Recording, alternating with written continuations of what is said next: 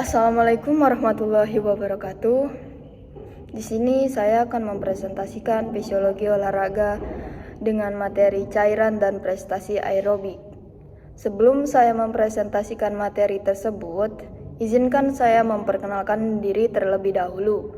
Nama saya Anggun Asna Barokah, NPM 24190512, kelas A8, Prodi Pendidikan Jasmani, Fakultas Keguruan dan Ilmu Pendidikan. Mata kuliah Fisiologi Olahraga, dosen pengampu Oetari Lismana, MPD. Pentingnya cairan dalam tubuh. Komposisi tubuh dan distribusi cairan. Tubuh manusia sebagian besar terdiri dari cairan sekitar 60-80%. Cairan ini terbagi menjadi dua kompartemen utama. Yang pertama adalah intraseluler yang terletak di dalam sel, dan yang kedua adalah ekstraseluler yang terletak di luar sel. Dengan proporsi yang spesifik dari berat tubuh total.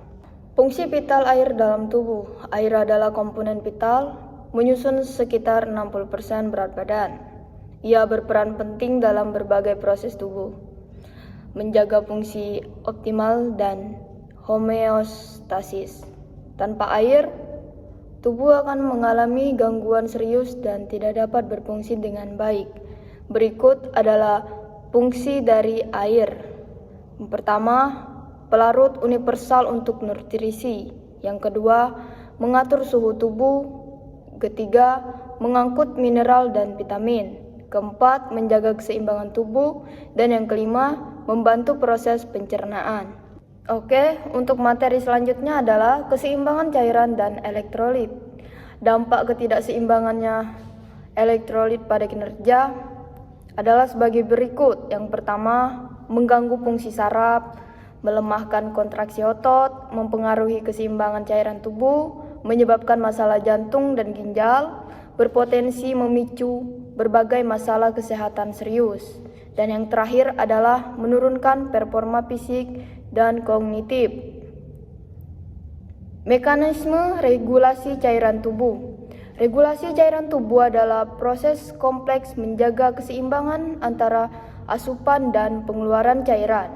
Ini memastikan stabilitas internal, dikenal sebagai homeostasis, difusi osmosis, transport aktif, tekanan hidrostatik, filtrasi, dan tekanan osmotik koloid.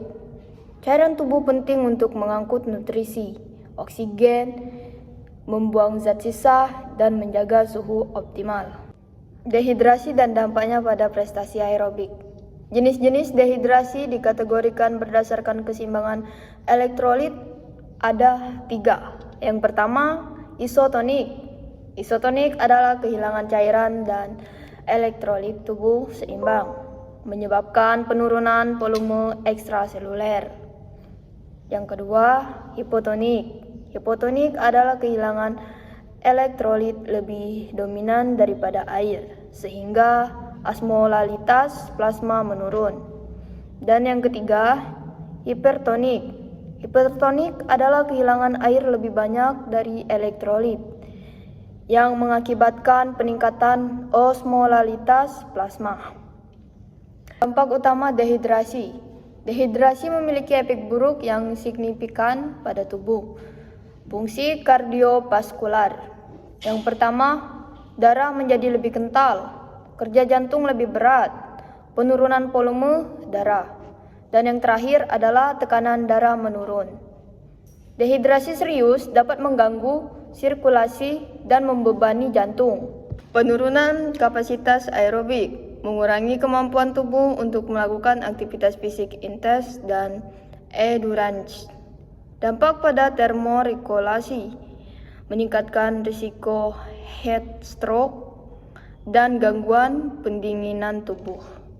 Selanjutnya, faktor-faktor yang mempengaruhi kebutuhan cairan, intensitas dan durasi latihan.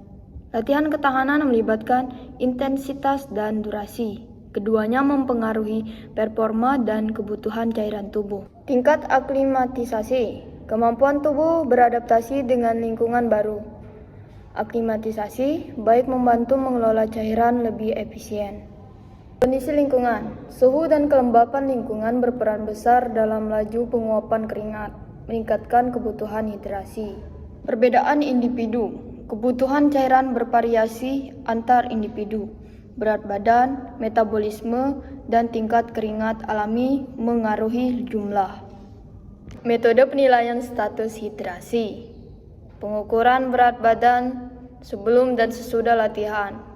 Perbedaan berat badan setelah aktivitas fisik intensif menunjukkan perubahan status hidrasi.